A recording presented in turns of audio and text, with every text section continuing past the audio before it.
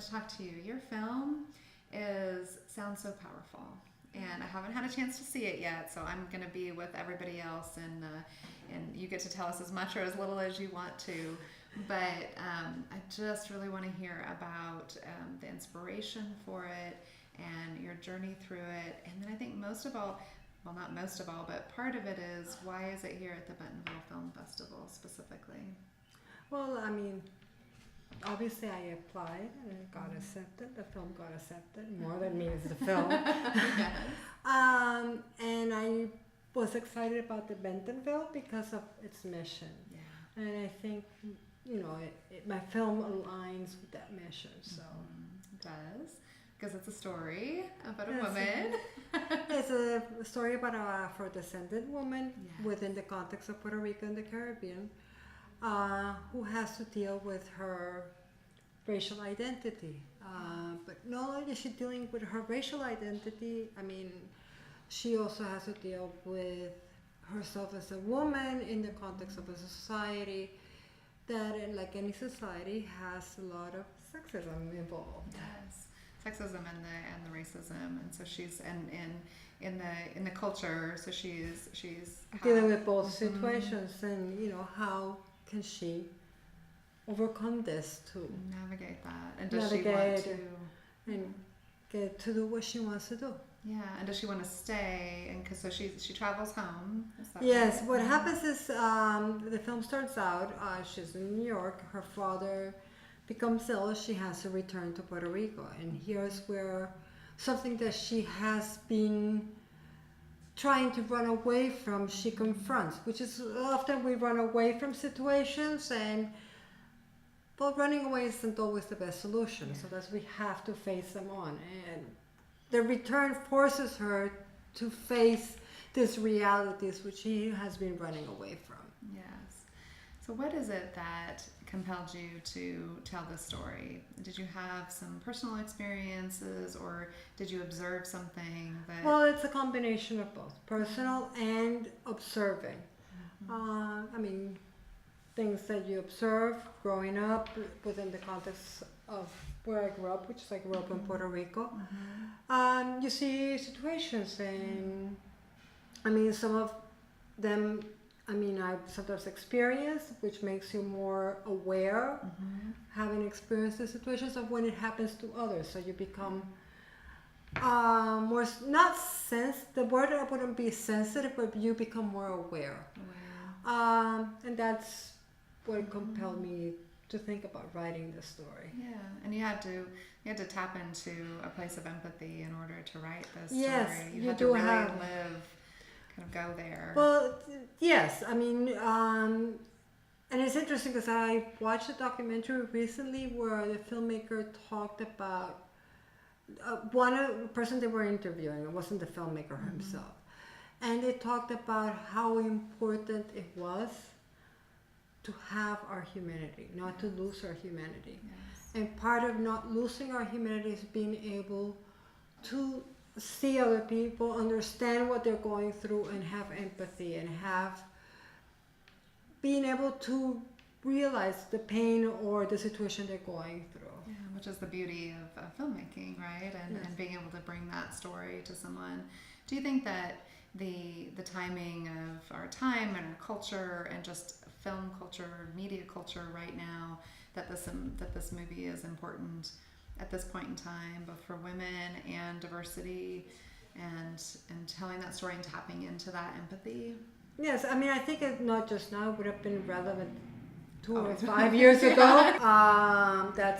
And people are talking about things, and which is very good, very positive. It is. Because I believe that if we don't talk about things, things don't get resolved. Exactly. Sweeping them Especially under the hard things. Yes, sweeping them under the rug does not solve Exactly.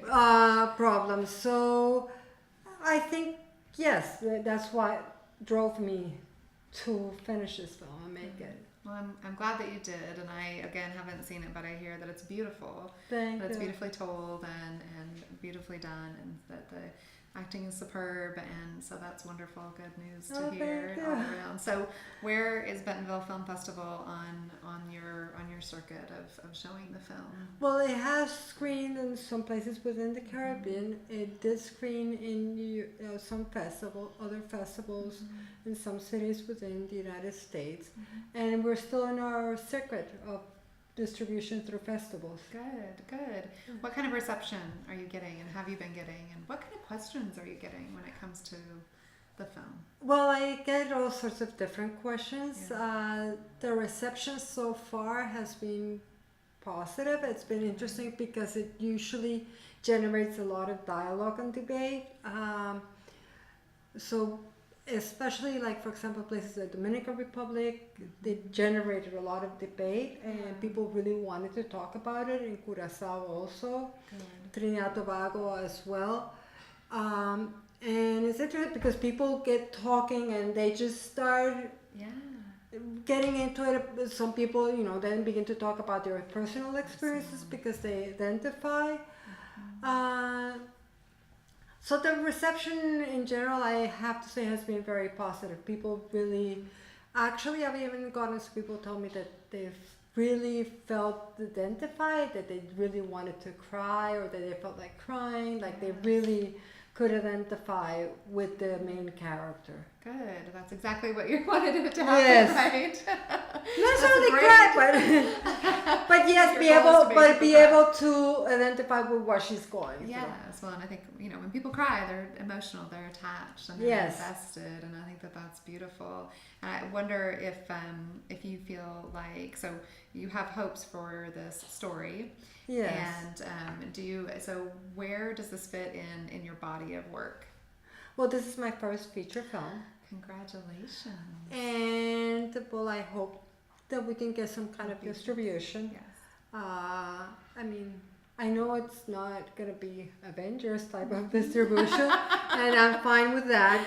But what I want is for the story to be heard, to be told, to be seen. I mean, not told, but seen.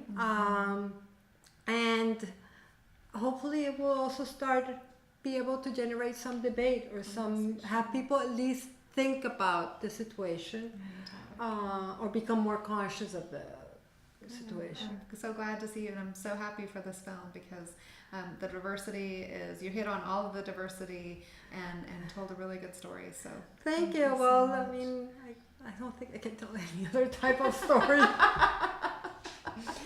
I love it. I mean, I have to tell what's closest to home. Exactly.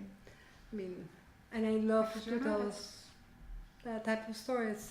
Type of story I like telling. Good. Well, we hope it's not the last one. I hope so too. That's what I'm just trying to do. Keep them coming. But it's a struggle sometimes, but it's good to do it. I mean, there's a reward to do it. It's a big reward when you see people that they're reacting to the film, that they're interacting with the film, that they're identifying. That's exactly. Especially when it's literally your heart on the screen. Yes. You like people to react to that in a positive way. Yes, it's always like, oh, they're actually getting it. They're actually reacting. Oh. Yes. Oh my gosh, that must be painful to kind of. Or do you watch people's faces while you're? It's hard because it's usually dark, but you can tell whether they're laughing or they're, and there's something about the energy that you can tell if they're doing that. It must be beautiful and painful at the same time. It's like childbirth. It's like you always get a little bit nervous. One of your like babies out there in the world. So always before our first screening. I mean, for a screening, you're all kind of a little anxious, and then it's like, okay. That's wonderful. I'm glad. Well, welcome to the area. Thank you. Thank you for having me. Thank you.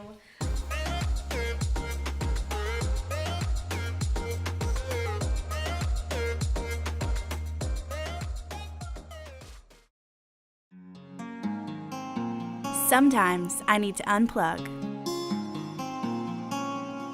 Sometimes I've got to reboot.